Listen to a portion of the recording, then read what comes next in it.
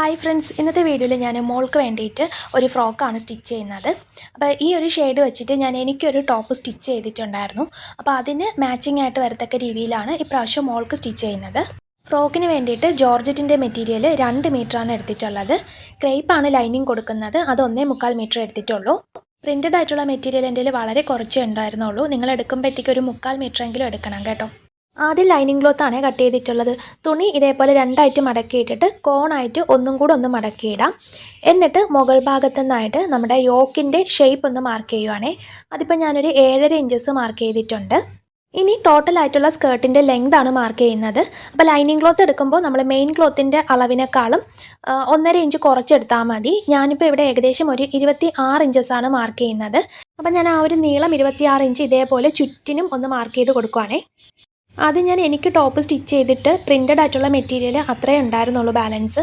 അപ്പോൾ ആ ഒരു മെറ്റീരിയൽ എനിക്ക് കളയാൻ തോന്നിയില്ല. അത്രയ്ക്ക് നല്ല ഭംഗിയായിരുന്നു. മീറ്ററിന് 200 രൂപയായിരുന്നു അതിൻ്റെ വില വന്നിട്ടുണ്ടായിരുന്നത്.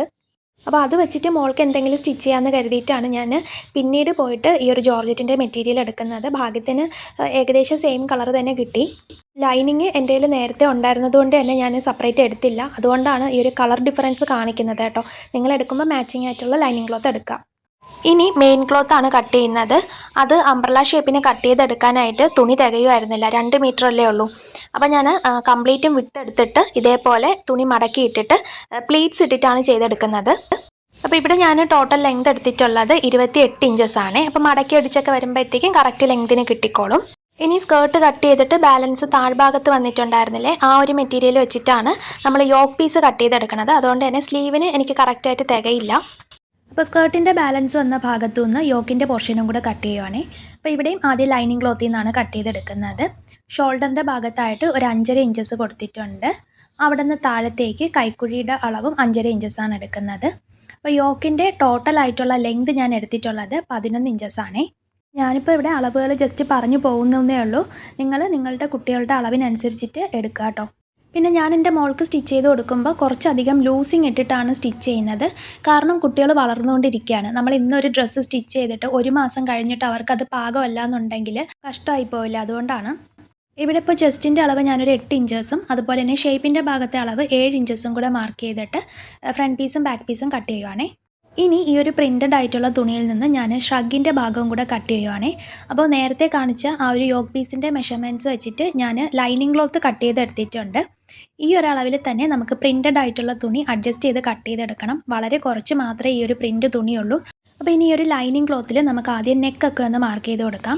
അപ്പോൾ ഇവിടെ ഷഗ്ഗിൻ്റെ ലൈനിങ് ആണ് ഈ കാണുന്നത്. ഇതിൻ്റെ ലെങ്ത് ഞാനൊരു 11.5 ഇഞ്ചസ് എടുത്തിട്ടുണ്ട് കേട്ടോ. ഫ്രണ്ട് നെക്കിൻ്റെ വീതി ഞാനൊരു 2.25 ഇഞ്ച് എടുത്തിട്ടുണ്ട്. നീളം 2.5 ഇഞ്ചും കൂടെ കൊടുക്കുന്നുണ്ട്. ശരിക്കും ഈ ഒരു ഷഗ്ഗിന് നമുക്ക് വിഡ്ത്ത് മാത്രം മതിയാകും. പിന്നെ ഞാൻ വരച്ചു പോയ കൂട്ടത്തിൽ അങ്ങ് പറഞ്ഞു എന്നേ ഉള്ളൂ. ഇനി ബാക്ക് നെക്കിൻ്റെ വീതി 2.5 ഇഞ്ചസാണ് എടുക്കുന്നത്. നീളം 2 ഇഞ്ചസേ എടുക്കുന്നുള്ളൂ. എന്നിട്ട് ഇതേപോലെ ഒരു ബോക്സ് ആക്കി വരച്ചു കൊടുത്തിട്ട് നെക്ക് മാർക്ക് ചെയ്ത് കൊടുക്കാം. അപ്പോൾ ബാക്കിൽ നമുക്ക് നെക്കിൻ്റെ ആവശ്യമുണ്ട്. ഫ്രണ്ടിലാണ് കുറച്ചൊന്ന് വൈഡ് ഓപ്പൺ ആയിട്ടുള്ളൊരു ഷഗ് വരുന്നത്. അതിനുശേഷം ഈ 2 നെക്കും ഇതേപോലെ ഒന്ന് കട്ട് ചെയ്ത് മാറ്റുവാണേ. ഇനി നമുക്ക് ഫ്രണ്ട് പീസാണ് കട്ട് ചെയ്യാനുള്ളത്. അത് നമ്മൾ നെക്കിൻ്റെ ഭാഗത്തുനിന്ന് ആ ഒരു ഷേപ്പിൻ്റെ ഭാഗത്തേക്ക് താഴെ വരെ ഇതേപോലെ ഒരു കർവി ഷേപ്പിനാണ് മാർക്ക് ചെയ്ത് കൊടുക്കുന്നത്. അപ്പോൾ നെക്ക് ഞാൻ ഓൾറെഡി കട്ട് ചെയ്ത് വെച്ചിട്ടുണ്ടായിരുന്നു. അപ്പോൾ ആ ഒരു 2.5 ഇഞ്ച് വീതിയിൽ നിന്ന് ഇതേപോലെ ഷേപ്പിൻ്റെ ഭാഗത്തേക്ക് ഒന്ന് വളച്ച് വരച്ചു കൊടുക്കാം. ആദ്യം ഞാൻ മാർക്ക് ചെയ്ത് കൊടുത്തത് കുറഞ്ഞു പോയതുപോലെ എനിക്ക് തോന്നിയിട്ടുണ്ടായിരുന്നേ. അതായത് നമ്മൾ ഷഗ് 2 പീസായിട്ട് ഇരിക്കുമ്പോഴത്തേക്കും 2 സൈഡിലേക്കും ഒരുപാട് അങ്ങ് കുറഞ്ഞു പോയതുപോലെ തോന്നി. അപ്പോൾ അതുകൊണ്ട് ഞാൻ കുറച്ചുകൂടെ ഒന്ന് ഉള്ളിലേക്ക് മാർക്ക് ചെയ്തിട്ടാണ് ഇത് കട്ട് ചെയ്തെടുക്കുന്നത്. കട്ട് ചെയ്യുമ്പോൾ മാറിപ്പോകാതിരുന്നാൽ മതി. ആ ഒരു നെക്കിൻ്റെ ഭാഗത്തു നിന്ന് ഷേപ്പിൻ്റെ ഭാഗത്തേക്കാണ് ഇതേപോലെ കട്ട് ചെയ്ത് 2 പീസാക്കി എടുക്കുന്നത്. ഇപ്പോൾ ഞാൻ ലൈനിങ് ക്ലോത്ത് മാത്രമേ കട്ട് ചെയ്തെടുക്കുന്നുള്ളൂ. നമ്മൾ മെയിൻ ക്ലോത്ത് പിന്നീട് ഷഗ് സ്റ്റിച്ച് ചെയ്യാൻ നേരത്താണ് കേട്ടോ കട്ട് ചെയ്തെടുക്കുന്നത്. ഷഗ്ഗിൻ്റെ കട്ടിങ് ഇത്രയേ ഉള്ളൂ. ഇനി നമുക്ക് ഫ്രോക്ക് സ്റ്റിച്ച് ചെയ്തെടുക്കാം. അപ്പോൾ ഫ്രോക്കിൻ്റെ ലൈനിങ് പീസിൽ ഞാൻ നെക്കൊന്ന് മാർക്ക് ചെയ്തെടുക്കുവാണേ. ആദ്യം ഞാൻ ഫ്രണ്ട് നെക്കാണ് മാർക്ക് ചെയ്യുന്നത്. നെക്കിൻ്റെ വീതി ഒരു 2.25 ഇഞ്ചസ് എടുക്കുന്നുണ്ട്. നീളം 3 ഇഞ്ചസാണ് കൊടുക്കുന്നത്. ഇനി ഇതൊരു ബോക്സ് ആക്കി വരച്ചു കൊടുത്തിട്ട് അതിൻ്റെ ഉള്ളിലായിട്ട് ഒരു നെക്കാണ് മാർക്ക് ചെയ്ത് കൊടുക്കുന്നത്.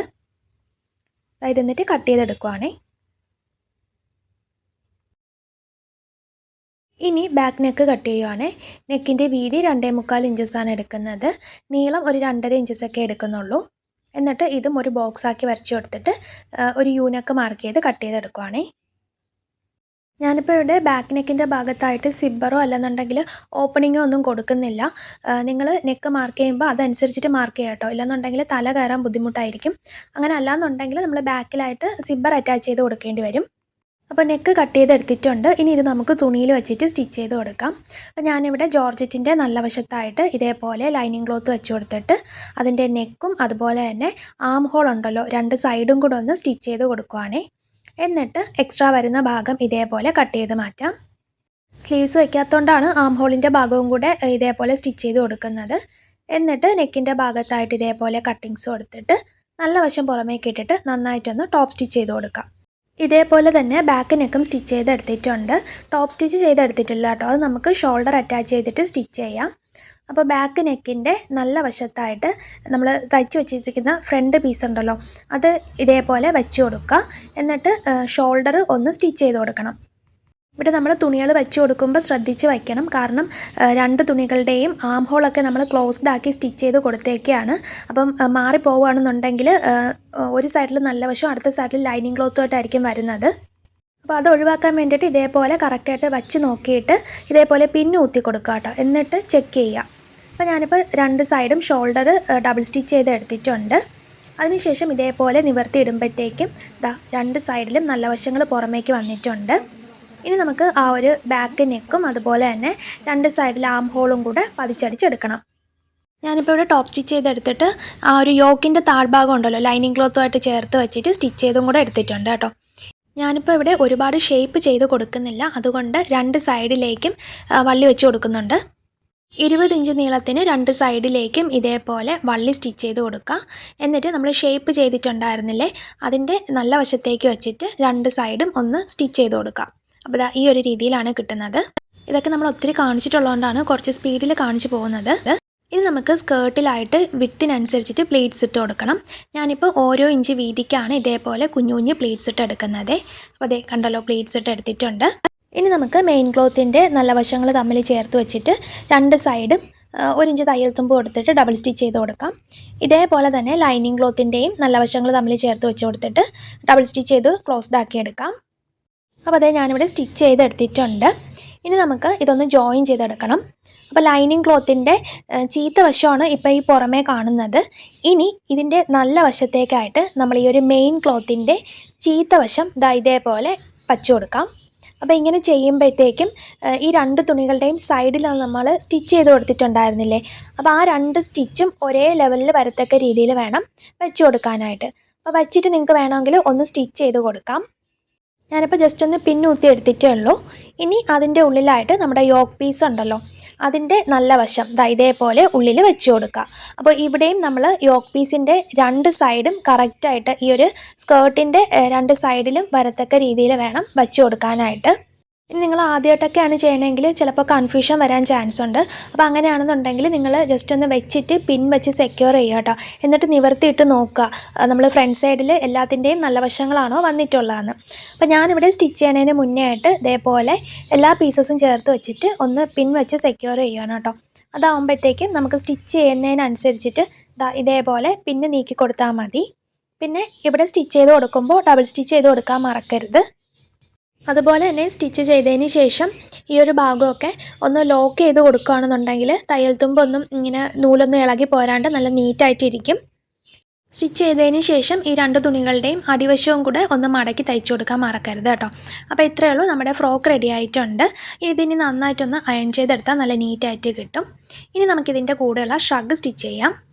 ഷ്രഗിൻ്റെ ഫ്രണ്ട് പീസ് ആദ്യം നമുക്ക് സ്റ്റിച്ച് ചെയ്യാം. അപ്പോൾ ലൈനിങ് ക്ലോത്ത് എടുത്തിട്ട് ഈ ഒരു പ്രിൻറ്റഡ് ആയിട്ടുള്ള തുണിയുടെ നല്ല വശത്ത് വെച്ച് കൊടുക്കുക. എന്നിട്ട് ആ ഒരു ആം ഹോളിൻ്റെ ഭാഗവും അതുപോലെ തന്നെ നമ്മൾ നെക്കിന് കട്ട് ചെയ്തിട്ടുണ്ടായിരുന്നില്ലേ, അവിടെയും കൂടെ ഒന്ന് ക്ലോസ്ഡ് ആക്കി തയ്ച്ചു കൊടുക്കാം. അപ്പോൾ ഞാൻ ഒരു സൈഡ് സ്റ്റിച്ച് ചെയ്തെടുത്തിട്ടുണ്ട്. ഇതേപോലെ അടുത്ത ഭാഗവും കൂടെ സ്റ്റിച്ച് ചെയ്ത് കൊടുക്കാം. അതിനുശേഷം എക്സ്ട്രാ വരുന്ന തുണിയൊക്കെ ഇതേപോലെ കട്ട് ചെയ്ത് മാറ്റുക. എന്നിട്ട് രണ്ട് സൈഡിലും ഇതേപോലെ കുഞ്ഞു കുഞ്ഞ് കട്ടിങ്സ് ഇട്ട് കൊടുക്കുക. കർവി ഷേപ്പ് ആയതുകൊണ്ട് നമ്മൾ മറിച്ചിടുമ്പം കറക്റ്റ് ആ ഒരു ഷേപ്പിന് കിട്ടണ്ടേ, അതിനാണ്. അതിനുശേഷം ഈ രണ്ട് പീസും നന്നായിട്ടൊന്ന് അയൺ ചെയ്ത് കൊടുക്കുക. എന്നിട്ട് ഇതിൻ്റെ മീതെ കൂടെ നന്നായിട്ടൊന്ന് ടോപ്പ് സ്റ്റിച്ചും കൂടെ ചെയ്ത് ഫിനിഷ് ചെയ്തെടുക്കുക. അപ്പോൾ നമ്മുടെ ഫ്രണ്ട് പീസ് കറക്റ്റായിട്ട് കിട്ടും. കണ്ടോ, ഈ ഒരു രീതിയിൽ കറക്റ്റായിട്ട് കിട്ടിയിട്ടുണ്ടേ. ബാക്ക് പാർട്ടും നമുക്ക് ഇതേപോലെ തന്നെ സ്റ്റിച്ച് ചെയ്ത് കൊടുക്കാം. അപ്പോൾ തുണിയുടെ നല്ല വശത്തായിട്ട് ലൈനിങ് ക്ലോത്ത് വെച്ച് കൊടുക്കുക. എന്നിട്ട് നെക്കും അതുപോലെ തന്നെ 2 സൈഡിലും ആം ഹോളും കൂടെ ഒന്ന് സ്റ്റിച്ച് ചെയ്ത് കൊടുക്കാം. ഇവിടെ ഇപ്പോൾ നമ്മൾ ടോപ്പ് സ്റ്റിച്ച് ചെയ്യേണ്ട, നമുക്ക് ഷോൾഡർ അറ്റാച്ച് ചെയ്തതിന് ശേഷം ടോപ്പ് സ്റ്റിച്ച് ചെയ്ത് കൊടുക്കാം. അപ്പോൾ അതേ ഞാനിവിടെ സ്റ്റിച്ച് ചെയ്തെടുത്തിട്ടുണ്ട്. എന്നിട്ട് ആ ഒരു നെക്കിൻ്റെ ഭാഗം ഇതേപോലെ കുഞ്ഞു കുഞ്ഞു കട്ടിങ്സ് ഇട്ട് കൊടുക്കുക. ഇതേപോലെ തന്നെ ആം ഹോളിൻ്റെ ഭാഗത്തും കുഞ്ഞു കുഞ്ഞു കട്ടിങ്സ് ഇട്ട് കൊടുക്കുക. ഇനി നമുക്ക് ഇതിൻ്റെ ഉള്ളിലായിട്ട് നമ്മൾ സ്റ്റിച്ച് ചെയ്ത് വെച്ചേക്കുന്ന ഫ്രണ്ട് പാർട്ട് വെച്ച് കൊടുക്കണം. ഇവിടെ നമ്മൾ ഫ്രണ്ട് പാർട്ട് വയ്ക്കുമ്പോൾ ശ്രദ്ധിക്കണം, കാരണം 2 പീസായിട്ടാണ് ഇരിക്കുന്നത്. അപ്പോൾ കറക്റ്റായിട്ട് വെച്ച് കൊടുക്കുക. എന്നിട്ട് ആം ഹോൾ കറക്റ്റ് ലെവലിൽ കിട്ടുന്നുണ്ടോ എന്ന് നോക്കണം കേട്ടോ. ബാക്ക് പാർട്ടിൻ്റെ നല്ല വശത്തായിട്ട് ഈ ഒരു ഫ്രണ്ട് പീസിൻ്റെ നല്ല വശം വരത്തക്ക രീതിയിൽ വേണം വെച്ച് കൊടുക്കാനായിട്ട്. അപ്പോൾ 2 സൈഡും ഇതേപോലെ വെച്ച് കൊടുക്കുക. അപ്പോൾ ആദ്യമേ സ്റ്റിച്ച് ചെയ്യേണ്ട, ഇതേപോലെ പിൻവെച്ച് സെക്യൂർ ചെയ്തിട്ട് നിവർത്തിയിട്ടൊന്ന് നോക്കുക, അപ്പോൾ കറക്റ്റ് ആണോ എന്ന് അറിയാമല്ലോ. അപ്പോൾ ഇതേപോലെ ഞാനൊന്ന് സ്റ്റിച്ച് ചെയ്തെടുക്കുന്നുണ്ട് 2 സൈഡും. അപ്പോൾ അതിനുശേഷം നമ്മളിത് നിവർത്തി ഇടുമ്പോഴത്തേക്കും കറക്റ്റ് നല്ല വശങ്ങൾ ഇതേപോലെ കിട്ടും. ഇനി നമുക്ക് ഇതിൻ്റെ ബാക്ക് നെക്കും അതുപോലെ തന്നെ ബാക്കിലെ സ്ലീവും കൂടെ ഒന്ന് ടോപ്പ് സ്റ്റിച്ച് ചെയ്ത് ഫിനിഷ് ചെയ്ത് കൊടുക്കണം. അപ്പോൾ ഞാനത് ചെയ്തെടുത്തിട്ടുണ്ട്. ഇനി നമുക്ക് കറക്റ്റായിട്ടുള്ള ഷേപ്പിനനുസരിച്ചിട്ട് 2 സൈഡും കൂടെ സ്റ്റിച്ച് ചെയ്ത് കൊടുക്കാം. ഇവിടെ നമ്മൾ സൈഡിൽ സ്റ്റിച്ച് ചെയ്ത് താഴത്തേക്ക് വരുമ്പോൾ ആ ഒരു ബാക്ക് പാർട്ടിൻ്റെ താഴ്ഭാഗം ഇതേപോലെ തയ്യൽ തുമ്പൊക്കെ കാണത്തക്ക രീതിയിലായിരിക്കും കിടക്കുന്നത്. അത് ലൈനിങ് ക്ലോത്തും മെയിൻ ക്ലോത്തും ഉള്ളിലേക്ക് മടക്കി വെച്ചിട്ട് ആ ഒരു ഫ്രണ്ട് പീസിൻ്റെ ലെവലിനനുസരിച്ചിട്ട് ആക്കി കൊടുക്കുക. എന്നിട്ട് ഫിനിഷ് ചെയ്ത് സ്റ്റിച്ച് ചെയ്ത് കൊടുക്കുക. നിങ്ങൾക്ക് മനസ്സിലാവുന്നുണ്ടെന്ന് കരുതുന്നു. അപ്പോൾ ഇതേപോലെ അടുത്ത സൈഡും സ്റ്റിച്ച് ചെയ്ത് കൊടുത്തിട്ടുണ്ട്. എന്നിട്ട് ആ ഒരു ബാക്ക് സൈഡ് കംപ്ലീറ്റ് ആയിട്ടും ഇതേപോലെ ഒന്ന് ഉള്ളിലേക്ക് മടക്കി വെച്ചിട്ട് ഫിനിഷ് ചെയ്ത് കൊടുക്കുക. അപ്പോൾ ഇത്രയേ ഉള്ളൂ നമ്മുടെ ഷ്രഗ്. വളരെ സിമ്പിളായിട്ട് സ്റ്റിച്ച് ചെയ്തെടുക്കാവുന്നതേ ഉള്ളൂ. ഈ ഒരു ഷ്രഗിൻ്റെ സെൻറ്ററിലായിട്ട് നിങ്ങൾക്ക് വേണമെങ്കിൽ 2 സൈഡിലും ഡോറി അറ്റാച്ച് ചെയ്തിട്ട് ടൈ ചെയ്ത് വയ്ക്കും പോലെ വേണമെങ്കിലും ചെയ്യാം. പക്ഷേ എനിക്കതത്ര താല്പര്യമില്ല, അതുകൊണ്ട് ഞാൻ അങ്ങനെ ചെയ്തില്ല കേട്ടോ. അപ്പോൾ അതെ ഞാനിത് സ്റ്റിച്ച് ചെയ്തിട്ട് ഫൈനലായിട്ടുള്ള നമ്മുടെ ഫ്രോക്കും ഷ്രഗും ഇങ്ങനെയാണ് കിട്ടിയിട്ടുള്ളത്.